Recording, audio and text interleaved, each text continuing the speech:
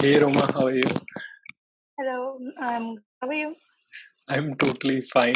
So, introducing Roma to you guys. So, Roma currently studies MSc in Behavioral Sciences from Christ University, and she has done her bachelor's in psychology, economics, and sociology. Beyond that, she's a storyteller, she's a poet, as well as she's a social thinker. Got you on that. And she's also a behavioral analyst. So, Roma, this was the introduction that I'm giving to the people watching this. Tell me more about yourself. So it's actually a mix of all these things, really, and it all connects also because in the end, it's all about people and society and stories that people and society have. But you know, it's in the end when I say who I am, I'll be a storyteller. For the core is the storytelling, and it's through behavior and then through the social norms, structures, everything. That's always interested me. So that's why I think I'm a social thinker. Got you. So, first of all, tell me how have you been lately? How have been things going for you? I've been fine given, I have an academic experience in dealing with different situations. So Right, I've been fine. Yeah. right. How are you? I'm totally fine. So, Roma, tell me that how has learning changed for you recently? You were accustomed to going to classrooms first, physical classrooms, and everything is taking a paradigm shift. We are getting into e-learning or the digital platforms. Like we are connecting on Zoom, we have classes going on or webinars going on. So, how have you adapted to this? How well do you think it is for people these days? Firstly, I think this is somewhere a permanent shift. I was very happy with e-learning and very happy with all the online platforms for learning. See, when it's a classroom learning, okay, you are limited to, what they are going to teach you and what are the resources available. With online, like, suppose I want to do psychology, there are so many subtopics, and within those subtopics, there are concepts. So, I can choose whatever I exactly think I want to study from where. And there are so many resources with such great faculty available teaching them. And then there are online books, online videos. Videos is a great platform. So I'm pretty happy with the shift that's happening. Right. And So, I what think it's, yeah, Okay. So what changes in human behavior? You know, you are a student of behavioral sciences. We have a lot of things going on. So what behavioral changes do you see people, what shifts are happening? What behavioral changes are happening within people? What mental mindsets are we guys adapting to? And how do you think that we guys would be reacting to it in future? For example, if schools or colleges open up, what do you think our mental state will be? Will we be open to going back, or what do you see? gonna be a chaos. Like, obviously, people want to go outside, they want to meet other people, but somewhere everyone's afraid. Everyone's, a bit questioned about should we go out, should we meet, like we want to, but should we? So that's the problem there. And the thing is, crises have been there in the world, like, for a long time, but since we had a lockdown, it was a world lockdown, everybody was inside almost, everybody was in their houses or stuck somewhere. So that had a very permanent change on behavior.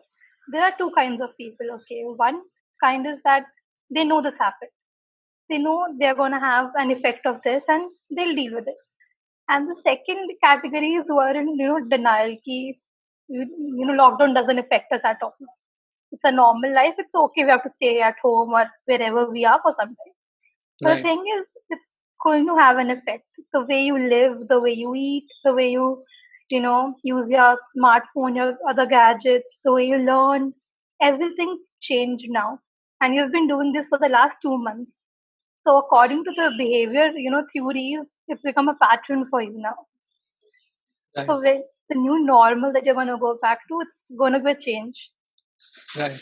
So, Roma, just tell me one thing.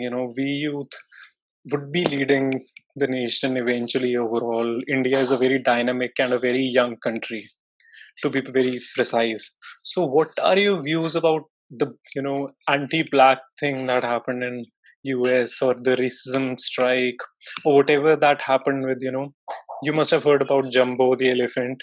So whatever Yeah, these things are happening apart from COVID, so what are your yeah. views about that? Ki how society, even in this such times, have time to do that and have guts to do that? What drives them to do this? You are a student of psychology and behavioral sciences, so I would really like to have your opinions. See, if you ask me the question, what drives certain people to do such things, it's a very long and complicated answer because there's no one thing. It's a lot of, deep rooted social beliefs, identity beliefs, a lot of issues. And, I'll tell you, 2020 has shown us the worst of times, and it has also shown us a few good things also because there has no doubt been a lot of negative and unwanted things, but we can see solidarity as you were saying about youth is there and we are the future, so you can see we are standing up against all these things. If there's anti-black also, so there's Black Lives Matter protests going on, and all of Right. us are taking part in the way we can. The ones who can go on street are there on the street, the ones who cannot, they're doing their bit from the social media, and that way. And I think that is a start, and that's a very good start. Right, Roma. So just tell me that have you been seeking internships lately, or have you been doing internships lately? So I have been doing a lot of different freelancing work, not the kind of freelancing work that I can get in writing or psychology or even sometimes the digital marketing. Okay, so how did you really get into I'd say that the storytelling part of it? Well, I understand that you were into psychology and economy as, sociology into your bachelor's. So how did this Roma evolve into, getting into the storytelling and the poet part of it? Because I'm not only addressing here whatever educational thing that goes on, but I think such hobbies or, such passions are even much more important when it comes to real life practical experiences. What we study in schools or colleges may not necessarily apply, but these Yeah, things eventually go on till your lifetime. And yeah, these are neglected on the very early stages of life. So, what are your that's views? How actually did you true. evolve? You are somewhere sounding like the professor from Dead Poet Society, if you have Right. seen the movie. Yeah. So the thing is, writing, storytelling, and poetry, and all these art forms, they kind of came naturally. And along the course of my graduation, actually in my college, I started writing. Like I used to get bored in some classes. Like I knew the topic, or I was not interested, or it was too difficult. So I used to write, like randomly, whatever I felt like writing, I used to write. So that's how I started writing, and I was like, okay, this makes sense, and it's good. It's not like great, but it's not bad. So it's good, so I can write more. So that way I started writing more, and then there was, with your education, what happens is your education changes your way of thinking and forms a certain perspectives. So psychology gave me a lot of human perspective about feelings, emotions, reactions, so I write a lot on that, and that helped me become a storyteller because I can tell a story from my perspective, from your perspective, from someone else's perspective. Because I've developed that empathy, compassion. Yeah. So, Roma, just tell me about your life at Christ University. The people die to go there, right? There are Okay, plenty of good, what do I say, that courses, or, everybody who knows Bangalore knows Christ. that is So true. just tell me how's life there, how's your experience been at Christ, and who to somebody who really wants to get into Christ, what would you suggest? So, firstly, Christ is a mixed experience. Okay, it's not a lenient university. They're strict. They're Right. strict about what you wear. They're strict about how many classes you attend, and if you're on time. They're very strict on all these things. But other than that, they have good clubs and committees where you can join. They have NGOs within, so you can go and join them. And there are a lot of competitions, like not just officially department organized, but people organizing different competitions that you can go and join. So that's where my experience has been nice. The faculty is good. The faculty is very good, and they have a lot of extra classes as well. Like we have 2 extra courses that we have to do beyond our subjects, like beyond our core subjects. So you get a more holistic view. Like I took entrepreneurship in one. So now I am not doing a degree on it, but I have knowledge about it because sometimes you have to force children to do things because you won't do it ourselves. Right. Right. So Roma, So my that okay. So Roma, my final and the concluding question to you is that how have you evolved in this lockdown? First of all, second, how do you suggest somebody to take a creative path from your educational experience? What I'm talking about. so my evolvement from this lockdown would be it's not linear, okay? Firstly, Right. like sometimes I am great, I am doing so great, I'm on loop, all success and everything, and sometimes it's like down days, lazy, lethargy, and everything. But generally, it is that firstly you realize that it is all limited, okay? So you Right. have to do things that you want to do in any way how, and it's okay. Second thing I've learned is it's okay to not be proactive all the time. I've Right. seen these posts on, different social media that if you don't succeed in lockdown also, then don't make excuses that you didn't have time. Right.